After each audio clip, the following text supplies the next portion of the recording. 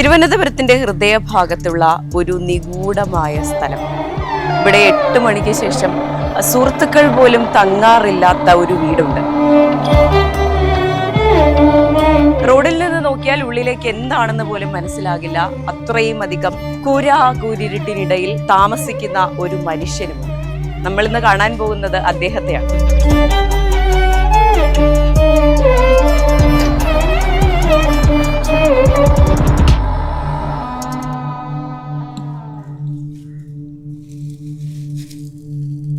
ഈ അഡ്രസ്സിൽ വരുന്ന എഴുത്തുകളിലെല്ലാം എഴുതിയിട്ടുള്ള വിലാസം ഡോക്ടർ ജോർജ് മാത്യു സാർ. അദ്ദേഹത്തെയും അദ്ദേഹത്തിന്റെ വീടിനെയുമാണ് ഇന്ന് പരിചയപ്പെടാൻ പോകുന്നത്. ഇതുവഴിയൊക്കെ വരാറുണ്ടോ സാർ സ്ഥിരമായിട്ട്? വെറുതെ വരികയല്ല, എന്തെങ്കിലുമൊക്കെ പറിക്കാനും തിന്നാനും ഒക്കെ കാണും. ഓ, ഫലവൃക്ഷങ്ങളുണ്ട്. പിന്നെ എന്തൊക്കെയുണ്ട് ഇവിടെ? മിക്കവാറും എല്ലാം ഉണ്ട്.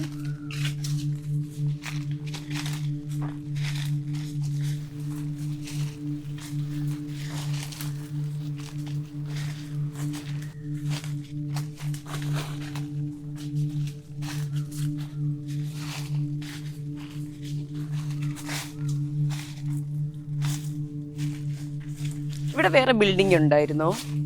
ഇവിടെ പാമ്പുണ്ടോ? ഇവിടെ മുമ്പ് ഉണ്ടായിരുന്നു, ഇപ്പം കീരികളുണ്ട് ഇവിടെ. കീരിയുള്ളതുകൊണ്ട് പാമ്പിനെ ഒന്നും കാണുന്നില്ല.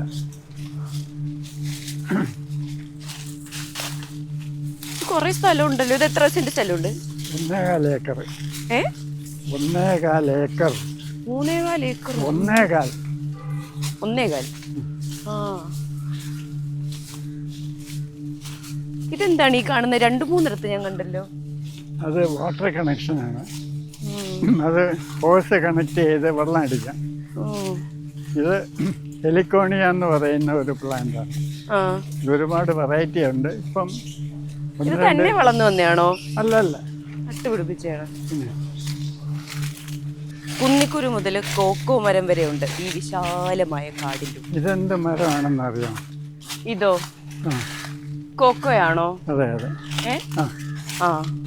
കൊക്കോ അതേ ഉണ്ടല്ലോ. ഈ പഴുത്ത തുറന്നുണ്ട്. വേണമെങ്കിൽ പറിച്ചോ. ഇതെന്ത് മരമാണെന്ന് അറിയാം? ഇത് സിറിയൻ ക്രിസ്ത്യൻസിന് ഏറ്റവും പ്രധാനമുള്ള ഒരു മരം. അതെ. അപ്പൊ ഇവിടെ കുറെ കായ്കനികൾ ഫലവൃക്ഷങ്ങളൊക്കെ ഉണ്ട്. എല്ലാം നട്ടുപിടിപ്പിച്ചാണോ അതോ പണ്ട് മുതൽ ഉണ്ടായതാണോ? പണ്ട് ഇവിടെ തെങ്ങ് മാത്രമേ ഉണ്ടായിരുന്നുള്ളൂ. തെങ്ങും പിന്നെ കുറച്ച് കപ്പലുമാവ്. ബാക്കിയെല്ലാം നട്ടുപിടിപ്പിച്ചതാണ്. അതെ. ഈ ആരുമില്ലായ്മയിൽ സന്തോഷം കണ്ടെത്തുന്നത് എങ്ങനെയാണ്? ഇപ്പൊ ഞാനൊക്കെ ആണെങ്കിൽ എനിക്ക് കുറച്ച് ആൾക്കാരൊക്കെ ഇല്ലെങ്കിൽ കുറച്ച് നാൾ ഒറ്റയ്ക്ക് പറ്റുമായിരിക്കും, പക്ഷെ കുറച്ച് നാൾ കഴിയുമ്പോൾ അതൊരു മടുപ്പിലേക്ക് പോകും. അതെങ്ങനെയാ അതില്ലാതെ കഴിയാൻ പറ്റുന്നത്? എനിക്ക് ഒറ്റയ്ക്ക് ഇരിക്കുന്നത് ഇഷ്ടമാണ്. ആരെങ്കിലും വന്നാൽ അതും ഇഷ്ടമാണ്. പക്ഷെ എപ്പോഴും ആരെങ്കിലും വേണമെന്ന് നിർബന്ധമില്ല. ഒറ്റയ്ക്ക് ഇരിക്കുന്നതും രസമാണ്, ആരെങ്കിലും വന്നാലും രസമാണ്.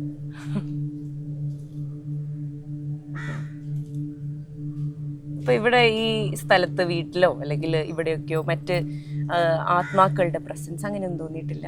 ഇല്ല. അപ്പൊ രാത്രി മനുഷ്യർ പേടിക്കുന്നത് എന്തുകൊണ്ടായിരിക്കും? അത് നമ്മുടെ ഉള്ളിൽ ഭയം ഉണ്ടെങ്കിൽ അത് എക്സ്റ്റേണലൈസ് ചെയ്യുമ്പോഴാണ് നമുക്ക് വേറെ ഒന്നിനെയൊക്കെ വേറെ സംഗതികളെ ഭയം തോന്നുന്നത്.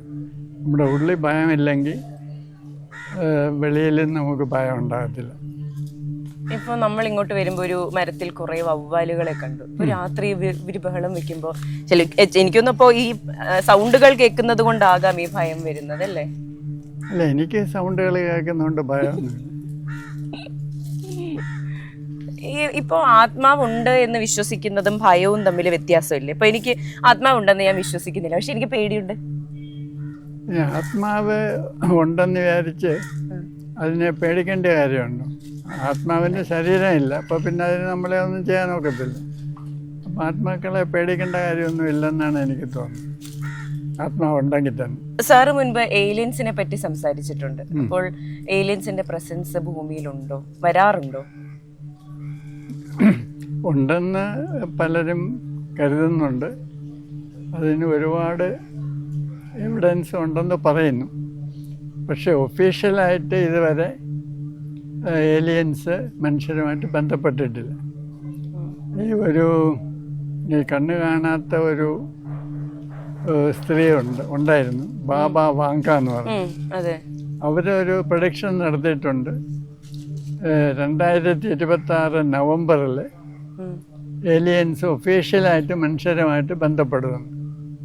ഒഫീഷ്യലായിട്ടെന്ന് പറഞ്ഞാൽ അവർ പരസ്യമായിട്ട് വരികയും നമ്മുടെ പ്രധാനമന്ത്രിയോ പ്രസിഡൻറ്റോ ഒക്കെ ആയിട്ട് ഒഫീഷ്യലായിട്ട് കൂടിക്കാഴ്ച നടത്തുകയും അതിൻ്റെ റിപ്പോർട്ട് മീഡിയയിലൊക്കെ വരികയും ചെയ്യുമെന്നായിരിക്കും ഉദ്ദേശിച്ചത്.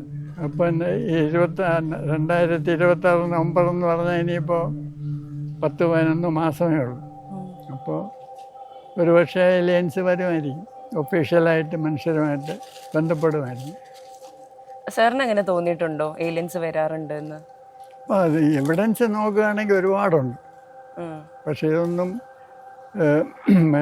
സ്ട്രിക്ട്ലി ഒതൻറ്റിക്കേറ്റഡ് അല്ലെന്നേ ഉള്ളൂ. അത് എണ്ണം നോക്കുകയാണെങ്കിൽ വളരെ അധികമുണ്ട്.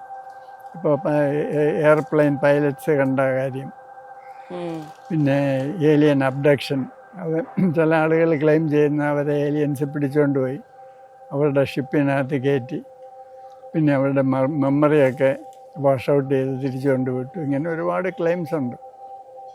പിന്നെ ഏലിയൻ ഓട്ടോപ്സി, ഈ ക്രാഷ് ചെയ്ത ഏലിയൻ ക്രാഫ്റ്റിനകത്തുനിന്ന് ഡെഡ് ബോഡി എടുത്തുകൊണ്ട് പോയി അത് ഓട്ടോപ്സി ചെയ്തതിൻ്റെ വീഡിയോ എന്നും പറഞ്ഞ് വീഡിയോകൾ നെറ്റിലുണ്ട്. ഇങ്ങനെ ഒരുപാട് ടൈപ്പ് എവിഡൻസ് ഉണ്ട്. അമേരിക്കയിൽ ഏരിയ 51 എന്ന് പറയുന്ന സ്ഥലത്തെ ഏലിയൻസ് പതിവായിട്ട് വരാറുണ്ടെന്നൊക്കെ പറഞ്ഞ് റിപ്പോർട്ടുകളും വീഡിയോകളും ഒക്കെ ഉണ്ട്. ഇങ്ങനെ ഒരുപാട് കാര്യങ്ങളുണ്ട്. അപ്പോൾ സാറിനെ ഇവിടെ കാണാൻ വരുന്ന ആൾക്കാർ എന്ത് ആവശ്യമായിട്ടാണ് വരാറുള്ളത്? പല ആവശ്യങ്ങളാണ്. അങ്ങനെയല്ല, പേഴ്സണൽ അല്ല, അല്ലാതെ ഈ ഇതുമായിട്ട് ബന്ധപ്പെട്ട് ഇപ്പോൾ 2 പേര് വന്നിരിക്കുന്നു. അപ്പോഴാണ് എനിക്ക് അങ്ങനെ ചോദിക്കണമെന്ന് തോന്നിയത്. അത് പല കാര്യങ്ങൾ. ഇപ്പം കൂടുതൽ പേരും പാരാ നോർമൽ എന്നൊക്കെ പറഞ്ഞ് വരും. അവസാനം വരുമ്പോൾ മിക്കവാറും കൗൺസിലിംഗ് കേസസ് ഒക്കെ ആയിരിക്കും. അത് പല രീതിയിലുണ്ട്. കാര്യവട്ടം ക്യാമ്പസിലൊക്കെ പാരാനോർമൽ ആക്ടിവിറ്റീസ് ഉണ്ടായിട്ടുണ്ടോ? ഈ ഹൈമാവതി കുളം എന്നൊരു കുളം അവിടെ ഉണ്ടല്ലോ. ഈ കാര്യവട്ടം ക്യാമ്പസിൽ വന്നിട്ടുള്ള എല്ലാവരും പറയുന്ന ഒരു കാര്യമാണ് ഹൈമാവതി കുളവും അവിടുത്തെ ഹൈമാവതി എന്ന പ്രേതവും ഒക്കെ. അതിലൊക്കെ എന്തെങ്കിലും ഉണ്ടോ? ഇല്ല, അത് അവിടെ ഒന്നും അങ്ങനെയൊന്നും ഉണ്ടെന്ന് എനിക്ക് തോന്നുന്നില്ല. അവിടെ കുളിച്ചുകൊണ്ടിരിക്കുന്ന ഒരു പെൺകുട്ടി ഇറങ്ങി വരുന്നു എന്നൊക്കെ പറഞ്ഞിട്ട് കുറേ പേർ കണ്ടു എന്നൊക്കെ പറയുന്നുണ്ട്. അതെ, പണ്ട് വിമൻസ് ഹോസ്റ്റലിലെ പെൺകുട്ടികൾ അവിടെ കുളിക്കാൻ പോകുമായിരുന്നു. അങ്ങനെയാണ് ഈ പ്രശ്നം ഉണ്ടായത്. അപ്പോൾ അവരങ്ങോട്ട് പോകാതിരിക്കാൻ വേണ്ടി അവിടെ ജോലി ചെയ്തിരുന്ന ഒരു സ്ത്രീയാണ് ഈ കഥ ആദ്യം ഉണ്ടാക്കിയത്. ഇവിടെ ഹൈമാവതിയുടെ പ്രേതമുണ്ട്, അങ്ങോട്ട് പോകരുതെന്നും പറഞ്ഞ് പെൺകുട്ടികളെ പേടിപ്പിച്ച് നിർത്താൻ വേണ്ടി അവരുണ്ടാക്കിയ കഥയാണെന്നാണ് പറയുന്നത്. അപ്പോൾ ഈ ഹൈമാവതിയുടെ കഥയൊന്ന് പറഞ്ഞു തരുമോ? അതായത് ഈ ക്യാമ്പസിൻ്റെ തെക്ക് വശത്ത് കോട്ടൂർ കൊല്ല എന്ന് പറഞ്ഞൊരു നാച്ചുറൽ പോണ്ടുണ്ട്. അത് ക്യാമ്പസിന് വെളിയിലാണ്. അവിടെയാണ് ഒരു പെൺകുട്ടി മരിച്ചിട്ടുള്ളത്. ആ പെൺകുട്ടിയുടെ പേര് ഹൈമാവതി എന്നായിരുന്നു എന്നാണ് പറയുന്നത്. ആ കഥ വെറുതെ ഇങ്ങോട്ടാക്കിയതാണ്. അത് ക്യാമ്പസിൻ്റെ വെളിയിലാണ് ഈ കോട്ടൂർ കൊല്ല എന്ന് പറഞ്ഞൊരു കുളമുള്ളത്. അതൊരു ചെറിയ പെൺകുട്ടിയാണ്. അത് വെള്ളം എടുക്കാൻ പോയപ്പോൾ ഇങ്ങനെ കാല് തെറ്റി കുളത്തിനകത്ത് വീണു. അപ്പം എൻ്റെ അടിയിൽ മുള ഇങ്ങനെ സീസൺ ചെയ്യാൻ ഇട്ടിട്ടുണ്ടായിരുന്നു. എൻ്റെ ഇടയിൽ കാല് കുരുങ്ങി പെൺകുട്ടി മരിച്ചു. അപ്പോൾ അതിനെ പിന്നെ ആത്മഹത്യ എന്നൊക്കെ പറഞ്ഞ് ഒരു കഥ ഉണ്ടാക്കി ഇങ്ങോട്ടാക്കിയതാണെന്നാണ് പറയുന്നത്. ആ കുളത്തിലപ്പോൾ എന്തെങ്കിലും സംഭവങ്ങളുണ്ടോ? ഇല്ല, ഒന്നുമില്ല. എന്തെങ്കിലും പാരാനോർമൽ ആക്ടിവിറ്റീസ് കാണുകയോ അനുഭവിക്കുകയോ? അത് പാരാനോർമൽ ആക്ടിവിറ്റീസ് എല്ലായിടത്തും ഉണ്ട്. അത് നമ്മൾ സെൻസ് ചെയ്യുന്നില്ലെന്നേ ഉള്ളൂ. സൈക്കിക്സിനെ കൊണ്ടുപോയാലും മിക്ക സ്ഥലത്തും എന്തെങ്കിലുമൊക്കെ കാണും. അതില്ലാത്ത സ്ഥലങ്ങൾ ചുരുക്കമാണ്. ഇപ്പോൾ സാറിന് ഈ കോമ്പൗണ്ടിനകത്ത് എന്തെങ്കിലും അങ്ങനെ ഒരു സാറിനല്ലെങ്കിലും സാറിനെ കാണാൻ വരുന്ന സൈക്കിക്സിന് അങ്ങനെ എന്തെങ്കിലും അവർ ഒരു സുഗന്ധം അനുഭവപ്പെടാറുണ്ട് പല സൈക്കിക്സിനും. അത് രാത്രി ഒരു 8 മണി അടുപ്പിച്ചാണ് ഏറ്റവും കൂടുതലെന്നും പറയുന്നു. അതാണ് ഇവിടെ റെഗുലറായിട്ടുള്ളത്. പക്ഷെ അതിൽ ഉറവിടം ഒന്നും കണ്ടെത്താനായിട്ടില്ല. ഇല്ല, അത് നമ്മളിവിടെയൊക്കെ നോക്കിയിട്ടുണ്ട്. ഏതെങ്കിലും 8 മണി അടുപ്പിച്ച് ഇവിടെ ഇരുന്ന പൂവെല്ലാം ഉണ്ടോ അങ്ങനെയൊക്കെ നോക്കിയിട്ട് ഇതുവരെ ഒന്നും കണ്ടെത്താനായിട്ടില്ല. അപ്പോൾ ഇങ്ങനെ ഒരു സംഭവം ഉണ്ടാകുമ്പോൾ അത് എന്താണെന്ന് കണ്ടുപിടിക്കണമെന്നൊരു തോന്നലൊക്കെ ഉണ്ടാവില്ല? അതെ, എല്ലാത്തിനും ഉത്തരം നമുക്ക് കിട്ടിയെന്ന് വരത്തില്ല. അതെ, അതല്ലാതെ വേറെ എന്തെങ്കിലും ഒരു പാരാനോർമൽ ആക്ടിവിറ്റി വേറെ ഇവിടെ പ്രത്യേകിച്ച് അങ്ങനെ പറയത്തക്കതായിട്ടൊന്നും. പുറത്തെവിടെയെങ്കിലും ഇപ്പോൾ ഇത്രയും വർഷത്തെ എക്സ്പീരിയൻസ് ഉണ്ട്, ഒരുപാട് സ്ഥലങ്ങളിൽ യാത്ര ചെയ്തിട്ടുണ്ട്, ഇതിലെവിടെയെങ്കിലും ഒരു സംഭവം? അത് ഒരുപാടുണ്ട്. ഒരു സംഭവം പറയാമോ? എവിടെയും വേറെ ആരോടും പറഞ്ഞിട്ടില്ലാത്തൊരു? അല്ല, ഇപ്പോൾ അടുത്ത ആഴ്ച ഞാനും എൻ്റെ ഒരു ഫ്രണ്ട് സൈക്കിക്കും കൂടെ ഒരു വീട്ടിൽ പോകുന്നുണ്ട്. ആ വീട്ടിൻ്റെ ഒരു പ്രത്യേകത, കുറേ തലമുറയായിട്ട് കല്യാണം കഴിച്ച് വരുന്ന പെണ്ണുങ്ങൾക്കെല്ലാം ഭ്രാന്ത് വരും. അപ്പോൾ അതെന്താണെന്ന് അന്വേഷിക്കണമെന്നും പറഞ്ഞ് ആ ഫാമിലിയിലെ ഒരാൾ വന്നിട്ടുണ്ട്. അപ്പോൾ അടുത്ത ആഴ്ച ഞാനൊരു സൈക്കിക്കും കൂടെ അവിടെ പോവുകയാണ്. അപ്പോൾ സൈക്കിക്കിനോട് ഞാൻ ഒന്നും പറയുന്നില്ല. അങ്ങനെയാണ് മിക്കവാറും. സൈക്കിക്ക് സ്വന്തമായിട്ട് എന്തെങ്കിലും പറയുന്നെങ്കിൽ അത് കേൾക്കുക. അപ്പോൾ എന്തുകൊണ്ടാണ് ആ വീട്ടിലെ കല്യാണം കഴിച്ച് വരുന്ന പെണ്ണുങ്ങൾക്കെല്ലാം ഭ്രാന്ത് വരുന്നത് എന്തുകൊണ്ടാണ് നമ്മൾ ട്രേസ് ചെയ്യാൻ ശ്രമിക്കും. അപ്പോൾ അവർക്കൊരു കഥയുണ്ട്, അവർക്കൊരു തിയറിയുണ്ട് എന്തുകൊണ്ട് ഇങ്ങനെ സംഭവിക്കുന്നത്. അത് ഞാൻ സൈക്കിക്കിനോട് പറയുന്നില്ല. അപ്പോൾ സൈക്കിക്ക് സ്വയമായിട്ട് കണ്ടെത്തുന്നതും അവർ പറയുന്ന കഥയും തമ്മിൽ എന്തെങ്കിലും ബന്ധമുണ്ടോ എന്ന് നമ്മൾ നോക്കാൻ പോകുന്നു. സാറിന് എന്താണ് തോന്നുന്നത്? അത് അറിഞ്ഞൂടാ, അത് ഇൻവെസ്റ്റിഗേഷൻ കഴിഞ്ഞേ പറയാം. ഓക്കെ, അപ്പൊ ഇതുപോലെ ഈ ഹോണ്ടഡ് ആണ് എന്ന് അവർ തന്നെ ആവശ്യപ്പെടുന്ന വീടുകളിൽ പോയാൽ ഇത്തരത്തിലുള്ള പ്രസൻസ് ഫീൽ ചെയ്യാറുണ്ടോ? എനിക്ക് ഫീൽ ചെയ്യാറില്ല, ഈ സൈക്കിക്സിന് ചിലപ്പോൾ ഫീൽ ചെയ്യും. എന്താണ് പറയുക, അങ്ങനെ ഒരാൾ അവിടെ നിൽക്കുന്നുണ്ട് അല്ലെങ്കിൽ പുറകിൽ ഒരാളുണ്ട്? അങ്ങനെയല്ല, മിക്കവാറും എന്തെങ്കിലും പണ്ടവിടെ നടന്ന സംഭവങ്ങൾ, ആരെങ്കിലും ആത്മഹത്യ ചെയ്തോ കൊലപാതകമോ അങ്ങനെ എന്തെങ്കിലുമാണ് സാധാരണ കണ്ടെത്തുന്നത്. അതിൻ്റെ ഒരു വൈബ്രേഷൻ കൊണ്ടാണ് പ്രശ്നങ്ങൾ ഉണ്ടാകുന്നതെന്നാണ് സാധാരണ കണ്ടെത്തുന്നത്. അല്ലാതെ ഇപ്പോൾ അവിടെ ഒരു ഗോസ്റ്റ് ഉണ്ടെന്ന് സാധാരണ കണ്ടെത്താറുള്ളത്. അപ്പോൾ അതിനെ ആ ഒരു എനർജിയെ എറാഡിക്കേറ്റ് ചെയ്യാൻ അല്ലെങ്കിൽ പിന്നെ അവിടെ ഒരു സമാധാനമായിട്ട് ജീവിക്കാൻ പിന്നെ എന്താ ചെയ്യുക?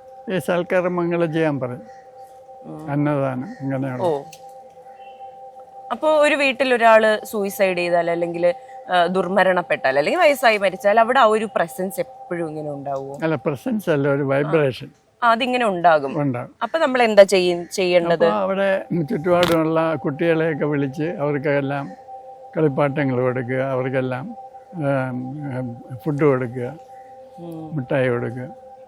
അങ്ങനെയൊക്കെ ചെയ്യുമ്പോൾ ആ വൈബ്രേഷനൊക്കെ മാറും. അല്ല, മിക്കവാറും പറയുന്നത് അവിടെ കൊലപാതകങ്ങൾ നടന്നിട്ടുണ്ട്, അല്ലെങ്കിൽ അവിടെ ആത്മഹത്യകൾ നടന്നിട്ടുണ്ട്. പക്ഷേ ഇതൊന്നും വേണമെന്നില്ല. ഇപ്പോൾ ഞങ്ങൾ ഇൻവെസ്റ്റിഗേറ്റ് ചെയ്ത ഒരു വീട് തറവായിട്ട് ഇൻവെസ്റ്റിഗേറ്റ് ചെയ്തു. അവിടെ ആര് താമസിച്ചാലും പ്രശ്നങ്ങളാണ്. ഏറ്റവും കോമൺ ആയിട്ടുള്ള എക്സ്പീരിയൻസ് ആരോ അടുത്ത് സംസാരിക്കുന്ന പോലെ, പക്ഷേ വേറെ ആരെയും കാണത്തില്ല. അതാണ് ഏറ്റവും കൂടുതലായിട്ട് അവിടെ വരുന്നവരെല്ലാം അനുഭവപ്പെടുന്നത്. ഈ വീട്ടിന് ചുറ്റും ആരോ സംസാരിക്കുന്ന പോലെ, പക്ഷെ അടുത്തെങ്ങും വീടില്ല, ആരും സംസാരിക്കുന്നില്ല. അപ്പോൾ നമ്മൾ അവസാനം കണ്ടുപിടിച്ചത് ഒരു ഭാര്യയും ഭർത്താവും പണിയിച്ച വീടാണ്. അപ്പോൾ ഇവർ തമ്മിൽ നിരന്തരം വഴക്കായിരുന്നു. ഭർത്താവ് കള്ളുകുടിയനാണ്, അയാൾക്ക് ജോലിയൊന്നുമില്ല, ഭാര്യ ജോലിക്ക് പോകും. അപ്പോൾ ഇയാളുടെ ജോലി ദിവസവും വൈകിട്ട് ഭാര്യയെ അടിക്കും. ഇയാൾ ആവശ്യപ്പെടുന്ന പണം കൊടുക്കണം, അത് കൊണ്ടുപോയി ഇയാൾ കുടിച്ചുകൊണ്ട് വന്നിട്ട് വീണ്ടും ഭാര്യയെ എടുത്തിട്ട് അടിക്കും. എൻ്റെ അവസാനം നിവൃത്തിയില്ലാതെ ഭാര്യ പിണങ്ങിപ്പോയി, ഡൈവോഴ്സായി. അതിനുശേഷം അവിടെ വന്ന് താമസിക്കുന്നവർക്കെല്ലാം ഇങ്ങനെ പലതരത്തിലുള്ള അൺപ്ലസൻ്റ് എക്സ്പീരിയൻസ്. അവസാനം ആ വീട് വാങ്ങിച്ച ഒരു ഫാമിലി അവർ കൊടുത്തതിലും കുറഞ്ഞ വിലയ്ക്ക് വിറ്റിട്ട് പോയി. അപ്പോഴാണ് ആ ഫാമിലിയിൽപ്പെട്ട ഒരു പയ്യനാണ് എന്നെ കോണ്ടാക്ട് ചെയ്യുന്നത്. അപ്പോൾ ഞങ്ങൾ പോയി സ്റ്റഡി ചെയ്ത് അവസാനം നമ്മൾ മനസ്സിലാക്കിയത് ഈ ദുർമരണം ഒന്നും നടക്കണമെന്നില്ല, രണ്ടുപേര് തമ്മിൽ നിരന്തരം വഴക്കടിച്ചാലും മതി, ആ വീട് ഈ ഹോണ്ടഡ് എന്ന് പറയുന്ന ടൈപ്പായിട്ട് മാറും. പണ്ട് ഇവിടെ ആരൊക്കെ ഉണ്ടായിരുന്നു? പണ്ട് ഞാൻ മാത്രമേ ഉള്ളൂ. സാറിന്റെ കുഞ്ഞിലെ മുതലുള്ള വീടാണോ ഇത്? അല്ലല്ല, വാങ്ങിയതാണോ? 1980 ഞാൻ ഇവിടെ താമസം തുടങ്ങി. 1980 മുതൽ ഇവിടെ ഒറ്റയ്ക്കാണ് താമസിക്കുന്നത്. അതെ അതെ.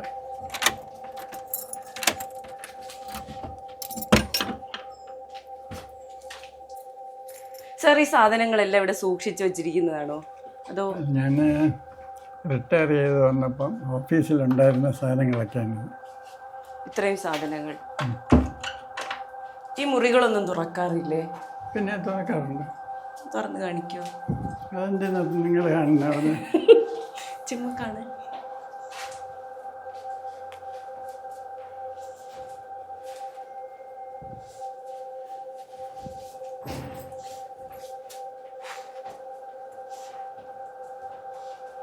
ചില ഇംഗ്ലീഷ് സിനിമകളിലൊക്കെ നമ്മൾ കാണില്ലേ, എവിടെന്നെങ്കിലുമൊക്കെ ആവാഹിച്ചു കൊണ്ടുവരുന്ന സാധനങ്ങൾ സൂക്ഷിച്ചു വെക്കുന്ന ഒരു സ്ഥലം, അതാണോ ഇത്?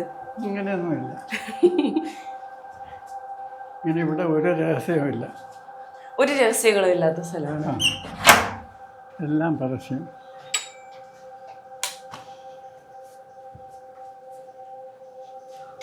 ആയിരത്തി 1980 മുതൽ, അതായത് 47 വർഷമായിട്ട് അദ്ദേഹം താമസിക്കുന്ന വീടാണിത്. വിശ്വസിക്കാൻ കഴിയുമോ? 47 വർഷമൊക്കെ ഒറ്റയ്ക്കൊരു വീട്ടിൽ കഴിയാന്നൊക്കെ പറഞ്ഞ് ഇമ്പോസിബിൾ. ഇവിടെ 2-3 വാതിലുകളുണ്ട്. ഇവിടെ ഒന്ന് സ്റ്റെയർ കേസിനടിയിലൊന്ന്. ഞാൻ അദ്ദേഹത്തോട് ചോദിച്ചു, ഈ വാതിലുകളൊക്കെ തുറക്കാറുണ്ടോ എന്ന്. അപ്പോൾ പുള്ളി പറഞ്ഞു, വാതിലൊക്കെ ഉള്ളത് തുറക്കാൻ വേണ്ടിയിട്ടല്ലേ, തുറന്ന് കാണിക്കുമെന്ന് ചോദിച്ചപ്പോൾ അദ്ദേഹം പറഞ്ഞത്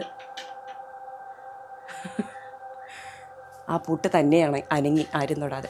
ഓക്കെ, അപ്പോൾ ആ വാതിലുകൾ തുറക്കാമോ എന്ന് ചോദിച്ചപ്പോൾ അദ്ദേഹം, എന്തിനാ എല്ലാ വാതിലുകളും തുറക്കുന്നത്, ചില കാര്യങ്ങൾ അടഞ്ഞു കിടക്കണ്ടേ എന്നാണ്. അപ്പോൾ അതിനുള്ളിലും എന്തെങ്കിലുമൊക്കെ നിഗൂഢതകൾ ഉണ്ടായിരിക്കാം. നമ്മൾ ഈ ഹോം ടൂർ ചെയ്യുമ്പോൾ താഴെക്കൂടെ വരുമ്പോൾ ഞാൻ ഭയങ്കരമായി ചുമച്ച് കണ്ണിൽ നിന്നൊക്കെ വെള്ളം വന്ന് അതിനെ പ്രേതം പിടിച്ചതായിരിക്കും. അവിടുത്തെ എന്തെങ്കിലും പൊടിയോട് അലർജി ഉള്ളതുകൊണ്ടായിരിക്കും, അല്ലാതെ പ്രേത സാന്നിധ്യമല്ല. ഈ സാറിനെ ഇങ്ങനെ ചോദ്യം ചോദിച്ച് ബുദ്ധിമുട്ടിക്കുന്ന ഈ കുട്ടിക്കൊരു പണി കൊടുക്കണമെന്ന് ഏതെങ്കിലും പ്രേതത്തിന് തോന്നിയിട്ട്? നമ്മൾ പാരാസൈക്കോളജിയിൽ ആദ്യം നാച്ചുറൽ കോസസ് എന്തെങ്കിലും ഉണ്ടോ എന്ന് നോക്കും.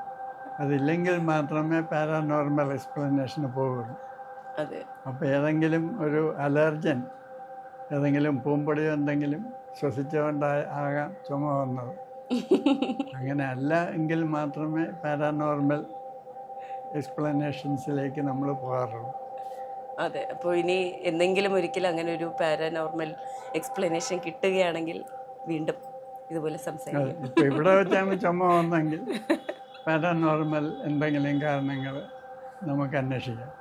പക്ഷേ വെളിയിൽ വെച്ചാണെങ്കിൽ മിക്കവാറും എന്തെങ്കിലും പൂമ്പൊടിയോ എന്തെങ്കിലും ഉണ്ടായിരിക്കാം വരാൻ കൂടുതൽ സാധ്യത.